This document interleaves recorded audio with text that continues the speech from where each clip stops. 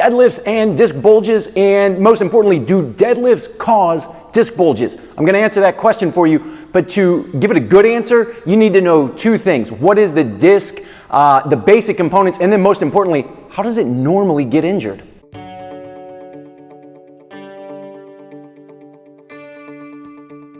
Discs are spacers in between the bones of your spine. Those spacers allow us to move. If it weren't for those spacers, we'd be one block of bone and we would have to move like this, but we don't. We can bend forwards and backwards and side to side through the spine. The discs have two main components. We got this outside layer.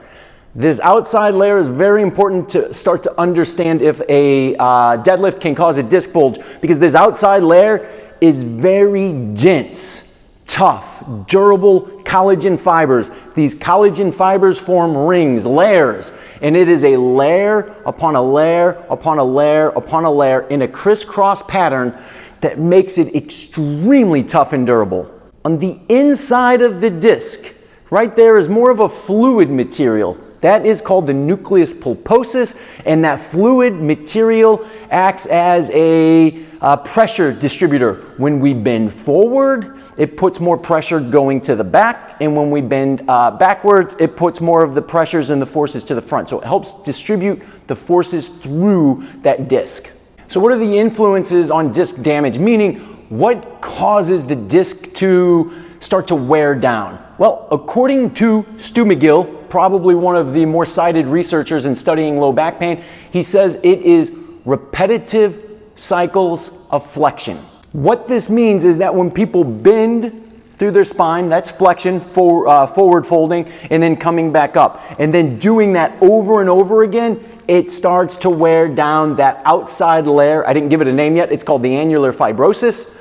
And as you bend forward and then back up, forward and back up, that slowly, it's a slow process that starts to wear down those collagen fibers. To give you an idea of what this would look like, this would be flexion of the lumbar spine. When people bend like this repetitively, repeatedly, something like that, versus a hinge or a squat where the spine stays straight. And you could kind of squat down, spine stays straight. Or you could do what's called a hinge, hips go back. But either way, the spine stays straight, and that is spine steering. That protects that repetitive cycle of flexion. Stu McGill goes on to say it is the repetitive cycles of flexion, again, over and over again, that is more predictive of breaking down that disc than the magnitude of the load, meaning how heavy something is that you lifted. So to understand disc bulges a little bit more, look at this illustration on the left. Those are those collagen fibers, and they are very tight, densely packed. And as you move further to the right, you'll notice that they are fraying, they're unraveling a little bit. I like to think of a rope analogy. You got a tightly, densely packed rope fibers. That's a strong, tough, durable rope. I'm okay to climb up that thing, but as time goes by and it starts to get weathered, it starts to wear down, it starts to fray, it starts to open up. As it starts to open up, these illustrations on the right, what can happen is that center material, that fluid that we call the nucleus pulposus, it slowly weaves its way through those little nooks and crannies in there, and that can become a disc bulge.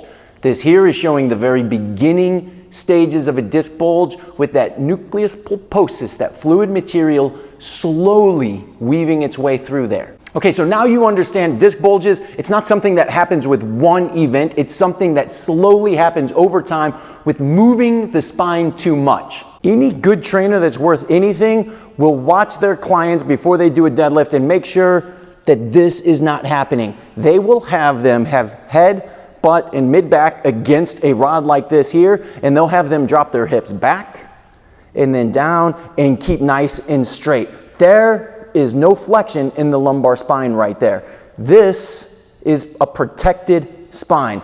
So to answer that question, do deadlifts cause disc bulges? The answer would be no, they do not. But before you turn this off, let me say one little final word. If you have a disc bulge currently, a pre-existing disc bulge, especially a recent disc bulge, deadlifts are not your friends, because a deadlift is going to put a tremendous amount of force, muscular contraction on those muscles in the back of your spine, and when it does that, it's going to add a little bit of compression. And that compression can cause that fluid material, that nucleus pulposus, to find its way through those cracks a little bit more. So, no disc bulge and no other injuries of the spine, deadlift could be a good choice to build strength. It's a great whole body movement. If you do currently have a disc bulge, especially a recent disc bulge, then you should refrain from doing deadlifts. So hopefully you got some good knowledge, some good information. If you did, give us the thumbs up, like this video, encourage me to make more of these. And then if you have any questions, put them in the comments below. I like to answer your questions.